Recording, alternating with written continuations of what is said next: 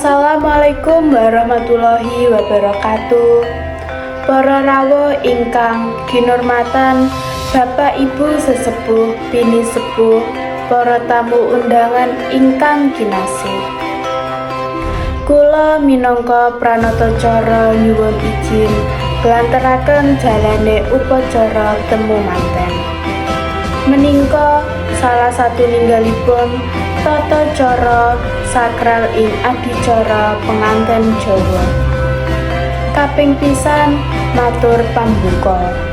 Para rawuh ingkang kinurmatan, ing enjing menika kita sami nglumpuk wonten mriki saperlu nyekseni lan nderek donga.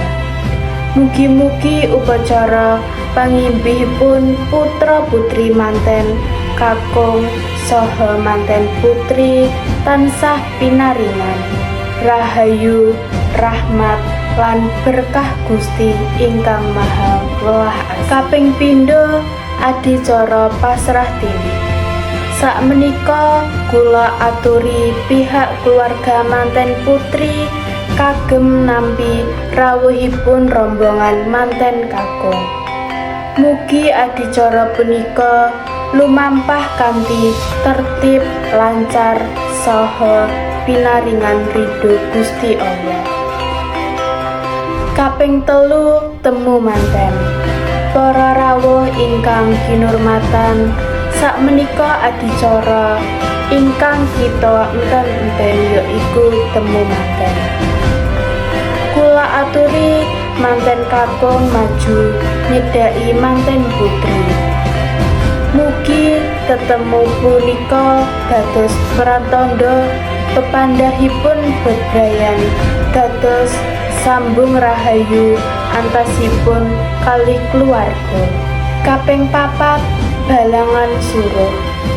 Adicara saklajengipun balangan suruh menika perlambang bilih ing bebrayan menika kalih manten sampun siap bebrayan kanthi gotong royong sigap ngadepi sedih lan bunga. Kaping 5 Piji dadi utawa nyidak endhog. Sakmenika piji dadi manten kakung kula aturi nyidak endhog menika perlambang kepribadian lan tanggung jawab. Temanten putri kula aturi ngresiki tilas sikil manten kakung minangka perlambang tulus, tresna lan setya bebrayan. Kaping 6 timbangan. Saklajengipun timbangan tiyang sesepuh kagem kalih kula aturi lungguh lan nimbang kalih manten menika perlambang katresnan tiyang sesepuh ingkang sami. Kaping 7 pacar kacur. Sakmenika adicara pacar kacur menika perlambang menapa kemawon rezeki sang kakung dipasrahaken dhateng sang putri. Lan sang putri kagem ngatur ngemut lan ngopeni kanthi. Kaping 8 dadahar kelimah. Saklajengipun dadahar kelimah menika perlambang bilih ing bebrayan punika kalih manten sami nyengkuyung lan saling ngopeni tumrah sedaya kebutuhan. Kaping 9 sungkem. Sakpungkripun kalih manten kula aturi sungkem dhateng tiyang sepuh loro-loro. Menika parlambang pangebekti, pakurmatan lan nyuwun pangestu supaya dados bebrayan tansah rahayu. Kaping 10 penutup.